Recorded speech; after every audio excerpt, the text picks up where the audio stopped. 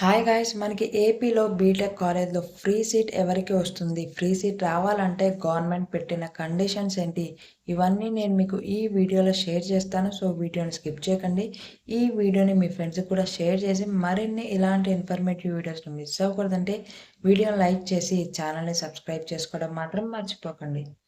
BTech కాలేజ్లో join అయ్యాక fee రియంబర్స్మెంట్కి మనం ఎలిజిబుల్ అవ్వాలంటే మన కాలేజ్ ఫీ గవర్నమెంట్ పే చేయడానికి కొన్ని కండిషన్స్ అయితే గవర్నమెంట్ పెట్టింది. ఆ కండిషన్స్ని మనం ఫుల్ఫిల్ చేస్తేనే మన ఫీ అనేది గవర్నమెంట్ అయితే పే చేస్తుంది. సో ఆ కండిషన్స్ అన్నీ నేను మీకు స్టెప్ బై స్టెప్ ఒక్కొక్కటిగా చెప్తాను. సో జాగ్రత్తగా వినండి. సో ఫస్ట్ వన్ వచ్చేసి బీటెక్ కాలేజ్లో జాయిన్ అయ్యాక మనకి కోర్స్ అనేది కంప్లీట్గా 4 ఇయర్స్ అయితే ఉంటుంది కదా. సో ఈ 4 ఇయర్స్లో మీరు ప్రతి ఇయర్ అటెండెన్స్ అనేది 75% అయితే మెయింటైన్ చేయాలి.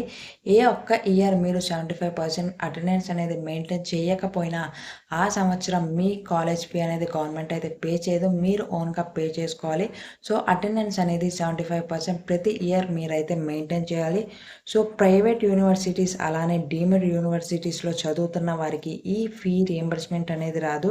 సో నెక్స్ట్ వన్ వచ్చేసి మేనేజ్మెంట్ కోటాలో మీరు కాలేజ్లో జాయిన్ అయినా కానీ స్పాట్ కోటాలో జాయిన్ అయినా కానీ మీకైతే ఫీ రియంబర్స్మెంట్ అనేది రాదు. Next one distance education courses చేసే వాళ్ళకు కూడా ఫీ రియంబర్స్మెంట్ అనేది రాదు.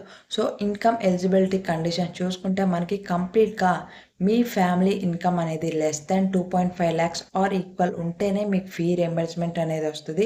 సో నెక్స్ట్ మీ ఫ్యామిలీలో గవర్నమెంట్ ఎంప్లాయీ ఉన్నట్లయితే మీకు ఫీ రియంబర్స్మెంట్ అనేది రాదు. ఒకవేళ గవర్నమెంట్ ఎంప్లాయీ లేకపోయినా రిటైర్డ్ గవర్నమెంట్ ఎంప్లాయీ ఉండి వాళ్ళు ఎవ్రీ మంత్ గవర్నమెంట్ నుంచి పెన్షన్ తీసుకుంటున్నా కానీ మీకైతే ఫీ రియంబర్స్మెంట్ అనేది రాదు. So next sanitary workers government employees అయినప్పటికీ వాళ్ళకి ఫీ రియంబర్స్మెంట్ అనేది వస్తుంది అనమాట. సో శానిటరీ వర్కర్స్ అంటే ఫర్ ఎగ్జాంపుల్గా garbage collectors, septic tank cleaners వీళ్ళని అయితే శానిటరీ వర్కర్స్ అంటారు. సో వీళ్ళకి ఫీ రియంబర్స్మెంట్ అనేది వస్తుంది గవర్నమెంట్ ఎంప్లాయీస్ అయినప్పటికీ. సో వీళ్ళు సర్టిఫికేట్ అనేది ప్రొవైడ్ చేయాల్సిన అవసరం అయితే ఉంటుంది. సో నెక్స్ట్ మీ ఫ్యామిలీలో ఎవరికైనా 4-wheeler వెహికల్స్ ఉన్నా కానీ మీకు అయితే ఫీ రియంబర్స్మెంట్ అనేది రాదు.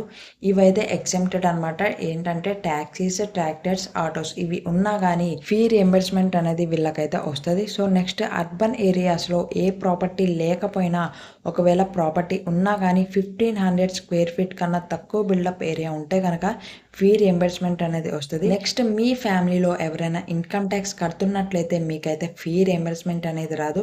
సో నెక్స్ట్ వెట్ ల్యాండ్ వచ్చేసి మనకి లెస్ దాన్ 10 acres ఉంటేనే మీకు ఫీ రియంబర్స్మెంట్ అనేది వస్తుంది. అలానే డ్రై ల్యాండ్ వచ్చేసి లెస్ దాన్ 25 acres ఉంటేనే మీకు ఫీ రియంబర్స్మెంట్ అనేది వస్తుంది. సో ఈ రెండు కలిపి 25 acres కన్నా తక్కువ ఉంటే మీకు ఫీ రియంబర్స్మెంట్ అయితే వస్తుంది. సో మనకి ఏపీలో ఇంజనీరింగ్ కాలేజ్లో ఫీ రియంబర్స్మెంట్కి ఎలిజిబుల్ కావాలంటే గవర్నమెంట్ పెట్టిన కండిషన్స్ అయితే ఇవి. సో వెంటనే ఈ వీడియోని మీ ఫ్రెండ్స్ కూడా షేర్ చేసి మరిన్ని ఇలాంటి ఇన్ఫర్మేటివ్ వీడియోస్ని మిస్ అవ్వకూడదంటే వీడియోని లైక్ చేసి ఛానల్ని సబ్స్క్రైబ్ చేసుకోవడం మాత్రం మర్చిపోకండి.